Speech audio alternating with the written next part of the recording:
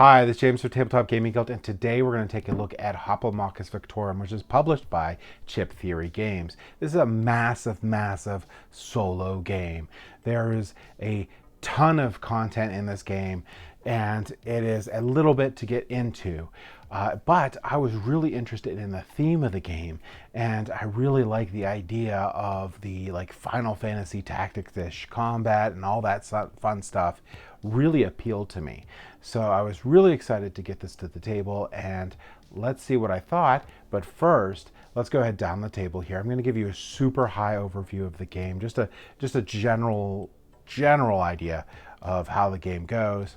There is an extremely good how to play video that actually Chip Theories themselves has put out, and I highly recommend watching that well put together video if you want to learn how to play Hoplomachus Victorum. But this should give you the idea of what the game is all about. Let's go down the table here. I'll show you that, and then we'll come back and I'll give you my final thoughts.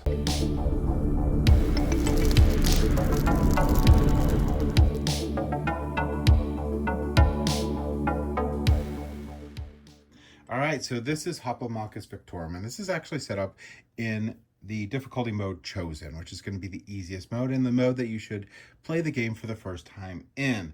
There's 3 difficulty levels for this game. There's Chosen, Valiant, and Fearless. Chosen being the easiest, and you get the most stuff starting out. In this game, you're going to be playing through 4 different acts here. At the end of the first 3 acts, you're going to fight a Primus. At the end of the 4th act here, you're going to fight a Scion. At the beginning of the game, you're going to find which hero you want to have. You can do this by throwing all the hero chips into a bag here and pulling one out, and that's one you get. And then you're going to pull out 3 more, and those are going to be the Primuses that you'll fight, and you'll put them in this really cool stadium here. Now, a couple things that'll happen when you select your Primus here, or your hero, sorry, is you're going to then get all the bonuses that are on for that Primus. So for this one, we've picked Kraken Lance. So we're going to get 2 speed. We're going to get 1 range. We're going to get 5 health to start the game. We're going to get 2 blue dice.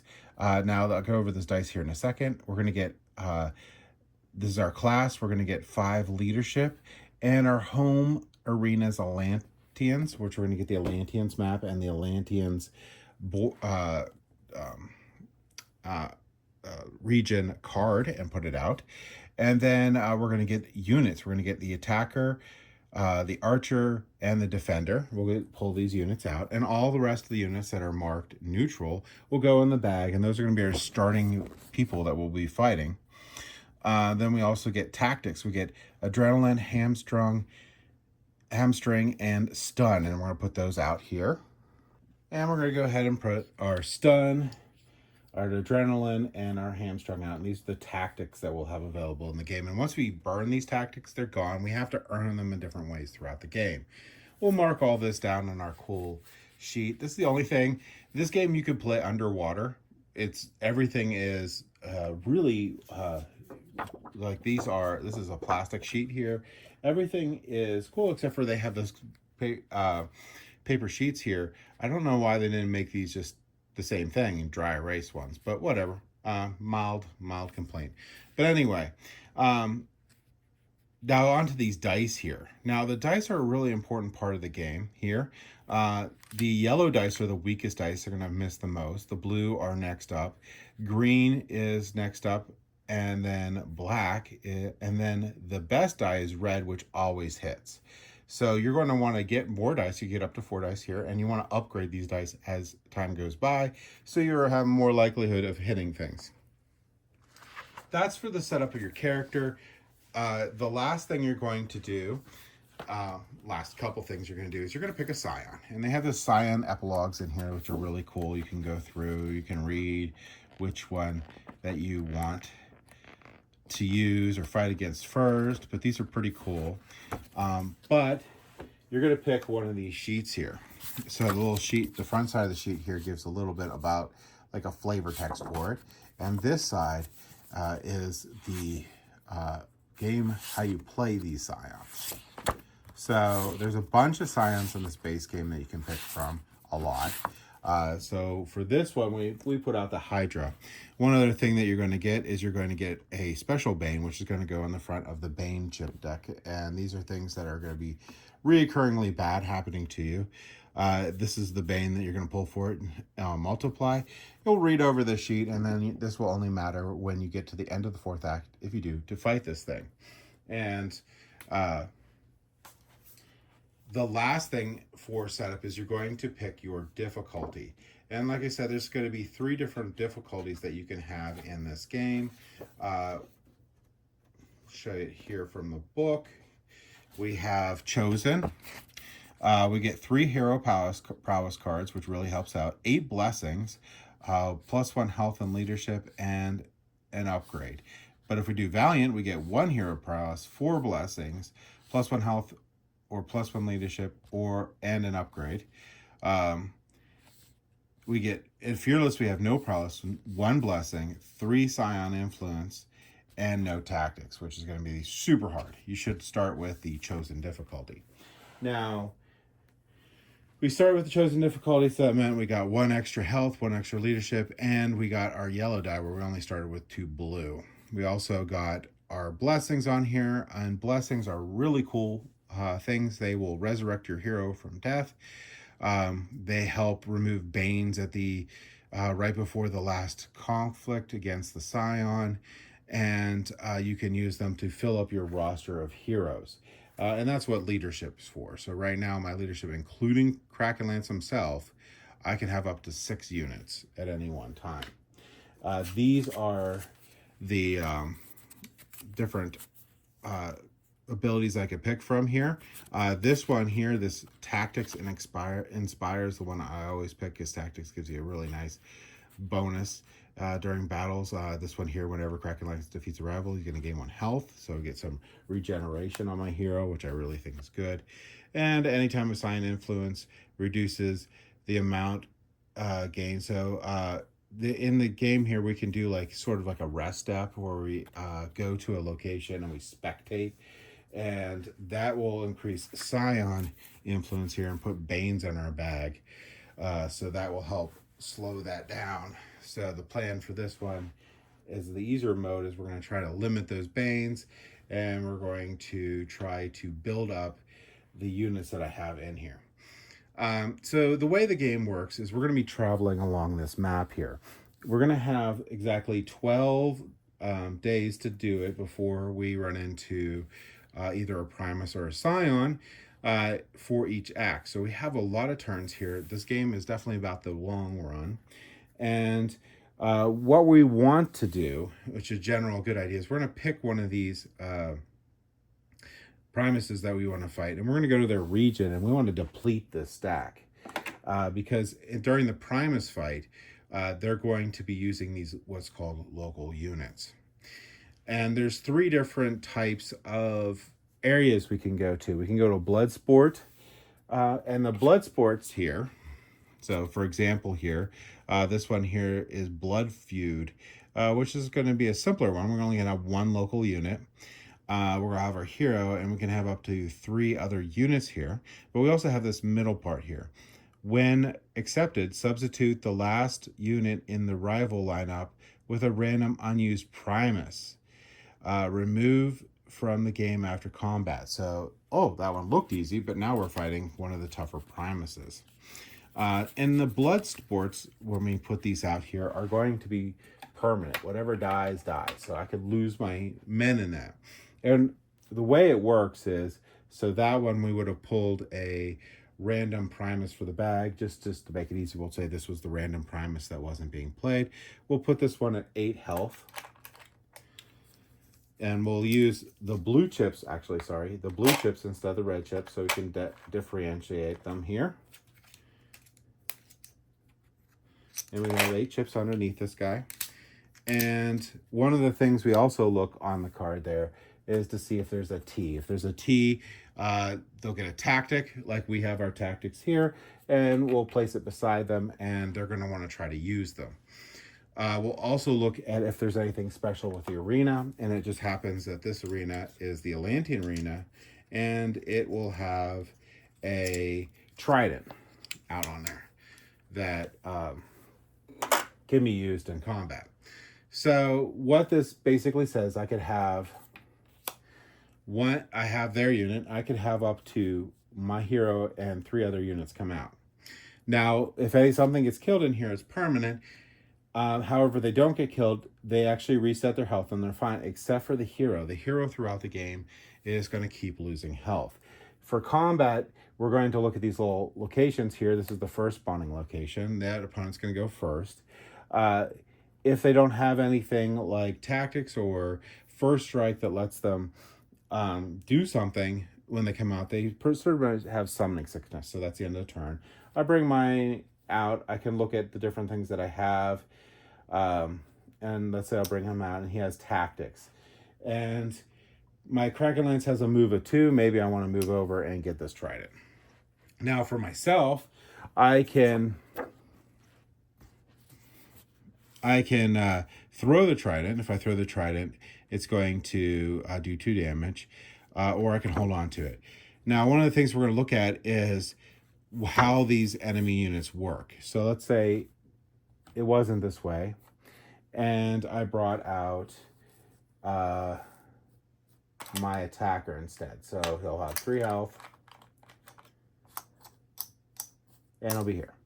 And he'll go in the first one of the summoning locations there. Now, it's the opponent's turn. So the opponent's going to move, and they're going to look at this little script here.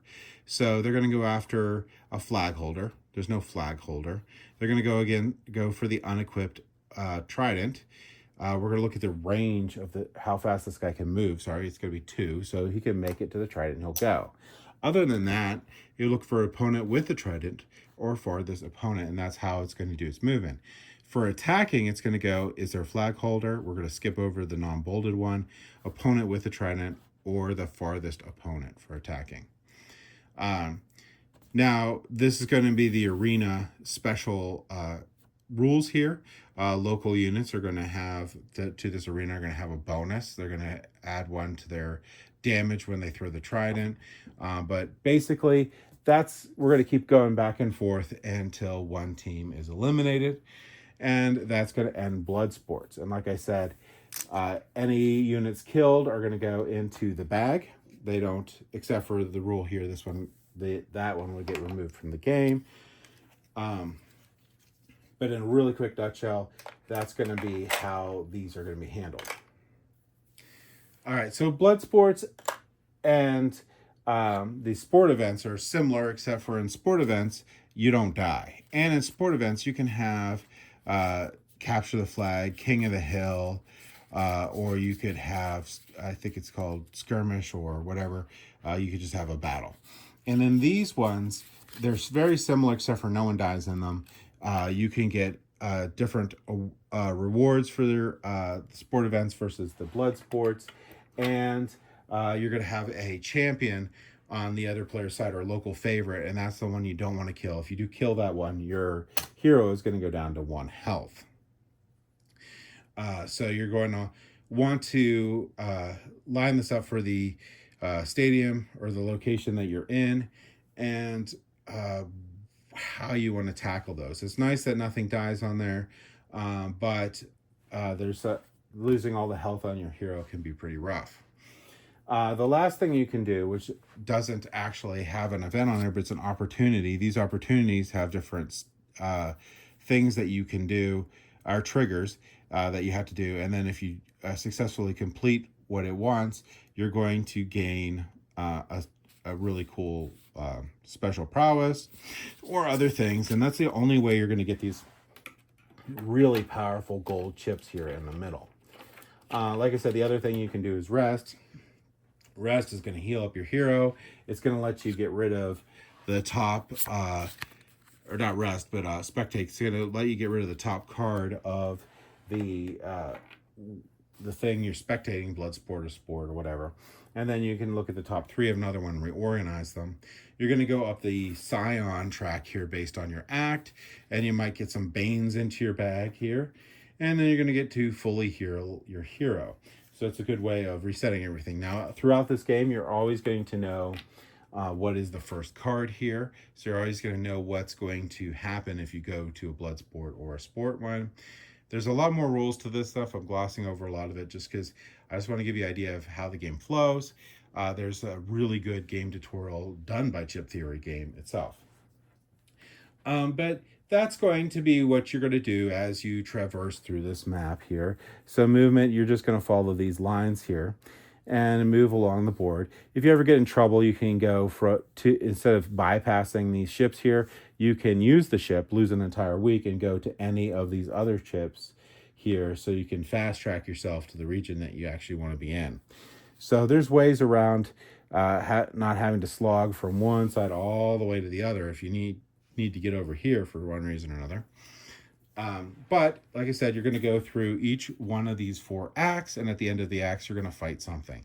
You're going to get stronger each time. At the end of these acts, they're all tough fights, but you get to reset after, in a way, reset back up to your leadership, regain the health of your hero, and all that fun stuff after each of these battles. So you're not going to go in after these battles and have to do a whole bunch of spectates to be able to fix yourself up.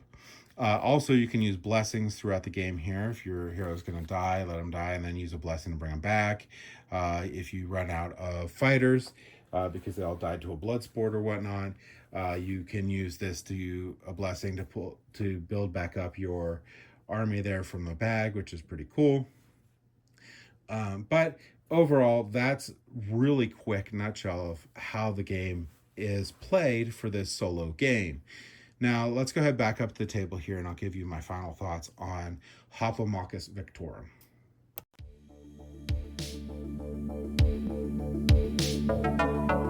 All right, so that was Hoplomachus Victorum. Now, components for this are just through the roof and crazy.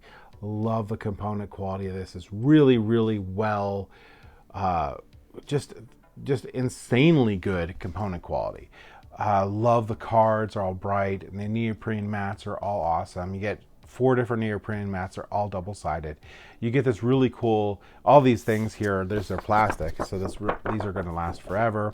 And you have this really good reference aid here that goes through all the very many different abilities that you can get in the game, like this one here, which is the hamstring one. It explains that, but not only explains how this works, it also explains how the rival, your opponent in this game, is going to use it too.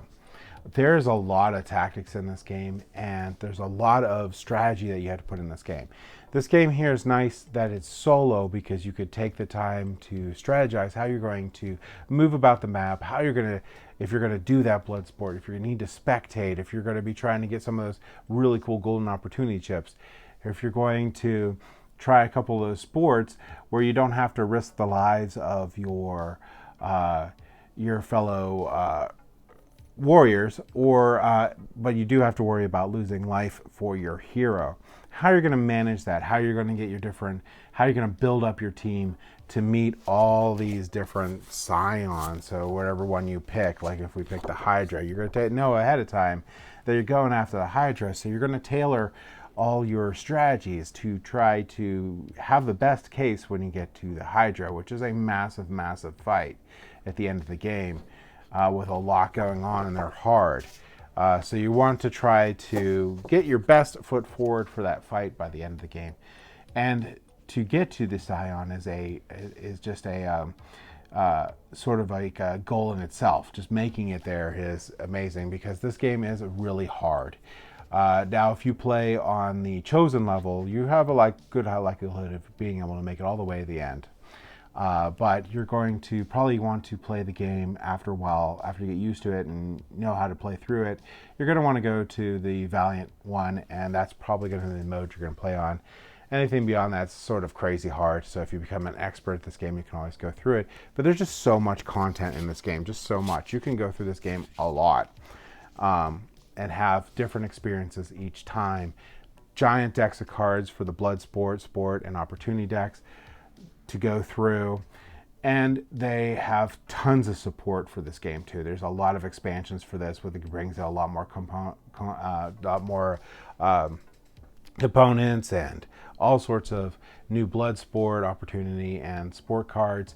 So there's a lot of stuff that you could get for this game and keep it going. So this is a game you can play, and if you really fall in love with it, it is a system that you can keep going for a while with a lot of content. So in that, players that are only going to play it a couple times, this is good for players who want to play this game as like their game. This has enough stuff for that to happen too, so they could fit both audiences there. This is definitely a solo game, so you're going to have to be the type of person that wants to play a solo game, first off, and enjoys solo games. This game is probably a game you're going to want to look at. This is a game that you're going to have to look at how you're going to not just deal with a single fight, but how you deal with the entire act before your battle. There's different ways to mitigate issues, like the dice are mean. However, if you upgrade the dice, you're going to have more and more likelihood of being able to get those hits. You can use your different attributes properly to try to have retaliate. So retaliate will if they hit you and you survive, you hit them back for 1 damage. There's all sorts of cool things you can interact and do, and it's sort of like a little mini abstract strategy game set into different settings with cool art and cool thematic ties in with it too. Overall, I really like this game. Like I said, I don't really play solo games. This game is going to be probably my solo game. One of the things I didn't like about solo games, because a lot of times there are multiplayer games that just made a solo mode for, I'd rather play it multiplayer. This game feels like a solo game that they made just as a solo game, where it's so in depth and there's just so much to it that it makes it like you think through the whole thing. Where you could solve a lot of different other solo games, or they just feel like, hey, let's just get a higher score every time. This game really, I like the fact that I have to strategize each time. I can figure out these things. Cool interactions occur that I didn't think about, because there's just so many different things that can happen in each combat with all the different attributes, with all the different chips and all their different speeds and range and all that fun stuff. There's just so much, and it's just enjoyable. And like I said, some people were complaining that there's not real ways of mitigating stuff. There actually is in this game. You can, like I said, upgrade your dice to mitigate bad rolls. You can go spectate to really heal up your hero. You don't have to just have your hero hide in the background for multiple different events just because they have 1 health left. You should really spectate, bring up your health of your hero. I know you still burn a week doing that, but and I think in the tutorial there, or not in the tutorial, in the overview, I called it a day. It's actually a week, but whatever. Overall, really love this game. Really highly recommend it for if you like solo games. This is a amazing game that you can play for a very, very long time. And that's my thought on Hoplomachus Victorum. Thank you for watching.